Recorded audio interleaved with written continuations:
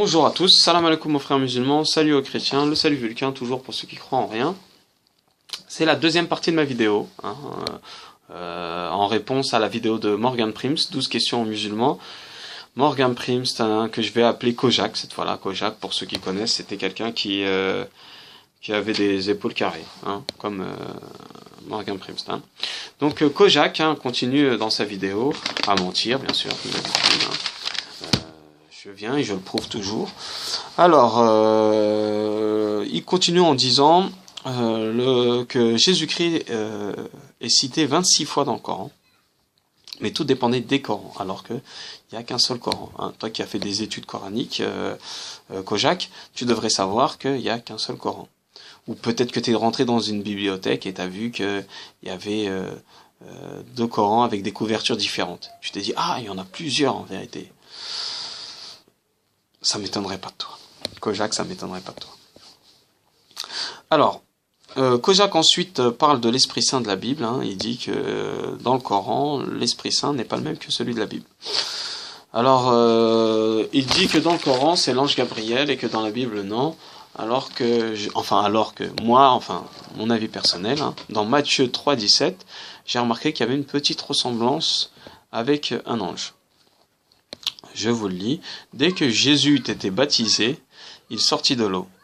Et voici, les cieux s'ouvrirent, et il vit l'Esprit de Dieu descendre comme une colombe et venir sur lui. Alors, l'Esprit de Dieu descendre comme une colombe, ça ne veut pas dire qu'il avait l'apparence d'une colombe. C'est sa façon de descendre, descendre comme une colombe. Voilà, on peut imaginer une colombe qui descend, voilà, les ailes, et tout ça, au ralenti, voilà, tout ça. Donc ça peut, on sait que les anges aussi ont des ailes, donc ça peut peut-être faire penser à un ange. Moi, c'est mon avis personnel.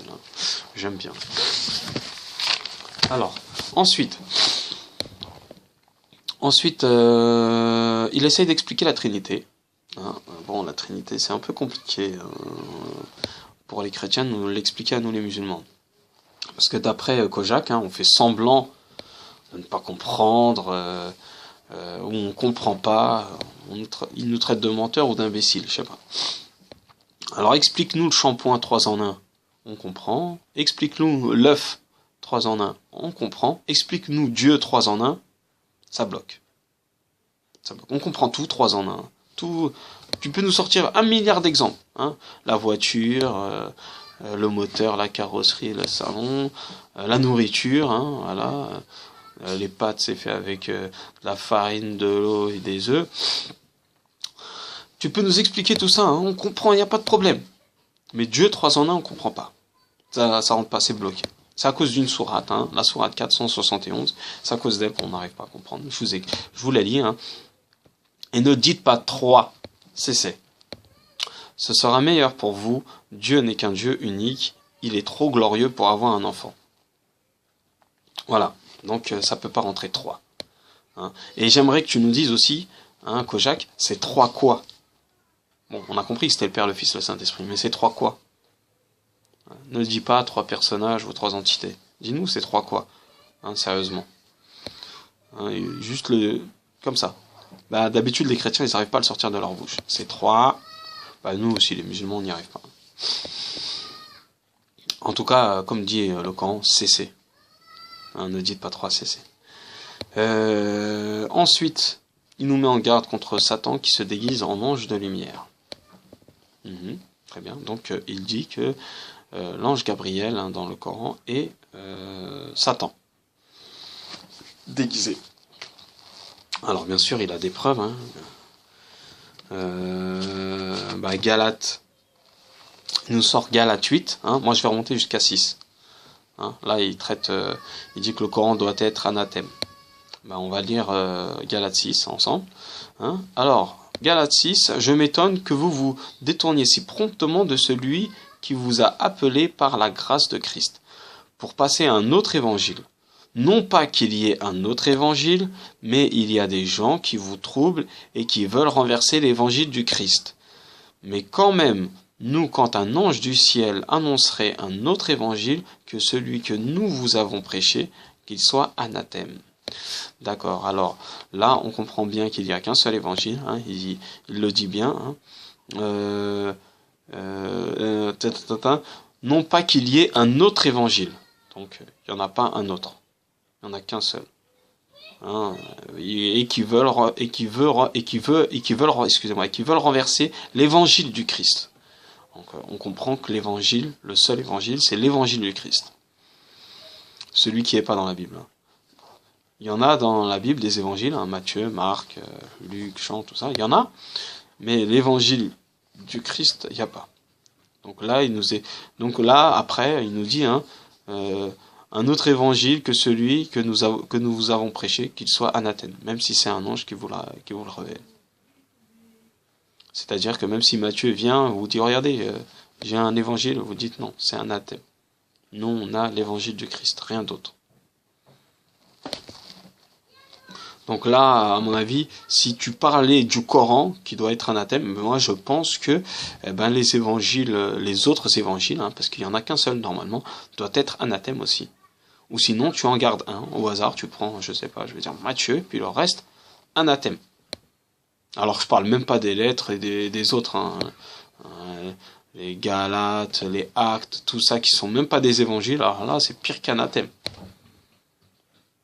Donc voilà, Kojak, tu dis un peu n'importe quoi, ou tu lis tout le texte et puis tu te dis oui, non, peut-être que je vais pas sortir ce texte parce qu'il va peut-être se retourner contre moi, hein, comme c'est le cas. Ah ouais, Kojak. Ensuite, Kojak nous parle de 2 Thessaloniciens. Il dit que l'impie de 2 Thessaloniciens, c'est l'ange Gabriel du Coran. Et pourtant, dans 2 Thessaloniciens, il est bien précisé qui est cet impie. Presque on dit son nom. Mais il a tellement de détails qu'on sait exactement qui c'est. Et crois-moi, c'est pas l'ange Gabriel. C'est ni le prophète Mohammed sallallahu alayhi wa sallam. C'est quelqu'un d'autre. Je vous le lis, vous allez le trouver. Hein, en fait, Kojak, il a fait des études coraniques. C'est bien, c'est très bien, hein, Kojak, hein, je te félicite. Mais il n'a pas fait d'études bibliques. Rien. En Bible, il dormait. Au fond de la classe. Kojak, si tu veux ramener la Bible pour nous parler de Jésus, lis-la avant. Sinon, ça sert à rien. Ou peut-être que tu l'as lu, tu la connais, et que tu mens. Encore, et encore, tu n'arrêtes pas. Et t'insultes l'islam et tout ça. Bon, je le lis rapidement. Hein, alors, pour ce qui concerne l'avènement de notre Seigneur Jésus-Christ et notre réunion avec lui, nous vous prions, frères, de ne pas vous laisser facilement ébranler dans votre bon sens et de ne pas vous laisser troubler, soit par quelques inspirations, soit par quelques paroles, ou par quelques lettres qu'on dirait venir de nous, comme si le jour du Seigneur était là. Le jour du Seigneur parle d'un jour précisément. Retenez bien ça. Que personne ne vous séduise d'aucune manière, car il faut l'apostasie soit arrivée auparavant et qu'on ait vu apparaître l'homme du péché, le fils de la perdition. Là, on parle de l'homme du péché, le fils de la perdition. Là, c'est une personne. On commence à voir quelques détails. Le jour du Seigneur, et qu'il faut qu'apparaisse l'homme du péché, le fils de la perdition. C'est pas fini, encore plus de détails. L'adversaire qui s'élève au-dessus de tout ce qu'on appelle Dieu, ou de ce qu'on adore jusqu'à s'asseoir dans le temple de Dieu, se proclamant lui-même Dieu. Ne vous souvenez-vous pas que je vous disais ces choses lorsque j'étais encore chez vous? Alors là, on parle d'un adversaire qui s'élève au-dessus de tout ce qu'on appelle Dieu, ou de ce qu'on adore, hein, jusqu'à s'asseoir dans le temple de Dieu, se proclamant lui-même Dieu. Alors dans le Coran, dis-moi où tu as vu que l'ange se proclamait lui-même Dieu. Hein, ou le prophète Mohammed sallallahu alayhi wa sallam. Au contraire, il dit je suis qu'un homme. Et l'ange dit je suis un messager. Bon. On continue. Et maintenant, vous savez ce qui le retient afin qu'il ne paraisse qu'en son temps. C'est-à-dire que là, il y a quelque chose qui le retient. Il n'apparaîtra qu'à un seul moment. Hein. Là, on parle vraiment du jour du Seigneur. Hein. Un ennemi qui apparaîtra seulement à son temps. Hein. Car le mystère de l'iniquité agit déjà. Il faut seulement que celui qui le retient encore est disparu. Donc ce personnage est retenu par quelqu'un. Tant que celui-là n'a pas disparu, ce personnage ne sortira pas. Et alors apparaîtra l'impie. Voilà. Hein, lorsqu'il aura disparu, là apparaîtra l'impie, que le Seigneur Jésus-Christ détruira par le souffle de sa bouche et qu'il l'anéantira par l'éclat de son avènement. L'apparition de cet impie se fera par la puissance de Satan, avec toutes sortes de miracles, de signes, de prodiges et de prodiges mensongers. Alors, là, on a bien compris que c'était... enfin, je suis sûr, déjà, tous les musulmans ont compris que c'était l'Antéchrist. On ne parlait pas de n'importe quel impie, on parlait de l'impie, et qui sera tué seulement par Jésus-Christ. Nous aussi, les musulmans, on dit que l'Antéchrist sera tué seulement par Jésus-Christ, par personne d'autre. Donc voilà, encore un mensonge de Kojak. La vidéo dure 11 minutes, j'ai essayé de faire le plus court possible, je suis vraiment désolé. La troisième partie, la troisième partie sur laquelle je suis en train de travailler là pour l'instant est des plus intéressantes. Je vous conseille de la regarder. Il y aura plus de vannes sur Kojak, il y aura plus de vérité. On verra encore plus le grand mensonge de ce grand étudiant en Coran et en Bible. Vous verrez bien. Donc je vous dis à bientôt. Et regardez la troisième partie, elle est intéressante.